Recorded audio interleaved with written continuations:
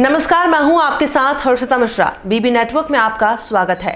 चलिए बढ़ते हैं आगे और आपको दिखाते हैं क्या कुछ चल रहा है मुंबई की राजनीतिक क्षेत्र में और मुंबई की फिल्मी दुनिया में। ऐसा रहा उत्तर प्रदेश में योगी सरकार बनी है एक बार फिर से, तो क्या कुछ कहना चाहेंगे और क्या तैयारियां चल रही हैं आपके विश्व हिंदू सेवा संघ की तरफ से?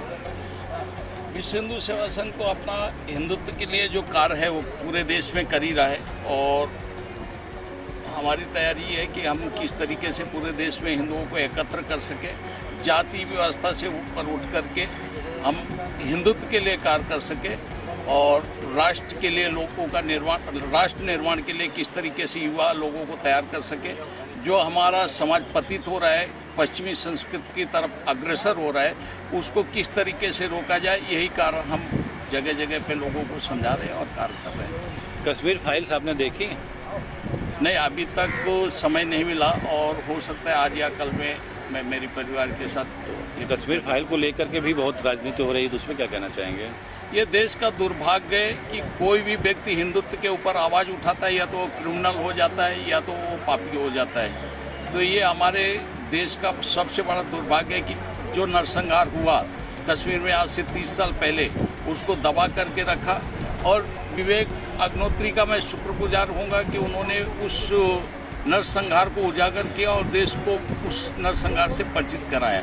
अब तकलीफ उन लोगों को हो रही है जिन्होंने इसको एक सेकुलरिज्म के नाम पर इस नरसंहार को अभी तक दबा करके रखा।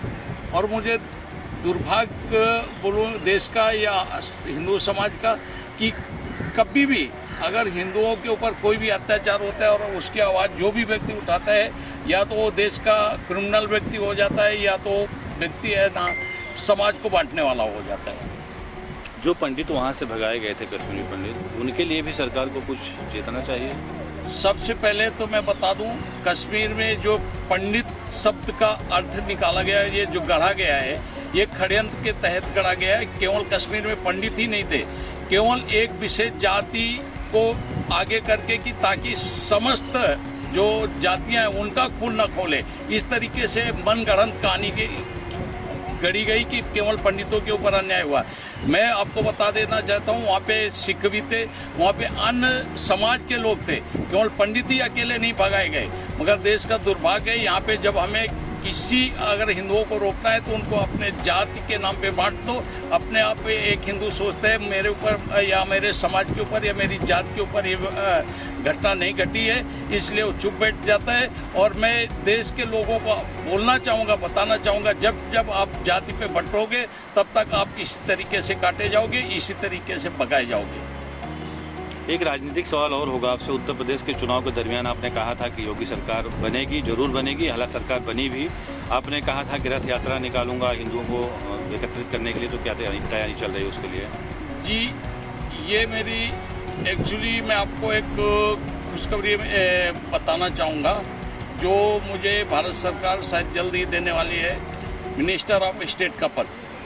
और तो मैंने ऐसा सोचा, एक्चुअली नवरात्रि में ये तैयारी थी, मगर नवरात्रि में धर्मदास शास्त्री जी ने बोला कि मुझे मतलब इस साल वापस कार्यक्रम करना है, तो मैंने अपनी वो रथ यात्रा कैंसिल की है। आने वाले समय में जल्द से जल्द ये रथ यात्रा उत्तर प्रदेश में होगी। तो किस मुद्दे को लेकर के होगी, मतलब क्या संदेश देंगे रथ यात्रा के माध्यम से? मेरा संदेश सीधा है कि अगर आप अपने प्रदेश की तरक्की चाहते हो, अपने धर्म की तरक्की चाहते हो, तो आप जाति व्यवस्था से हट करके अपनी संस्कृति की ओर अग्रसर हो। हमारी संस्कृति जो है उसका पालन करो, वो मेन मकसद।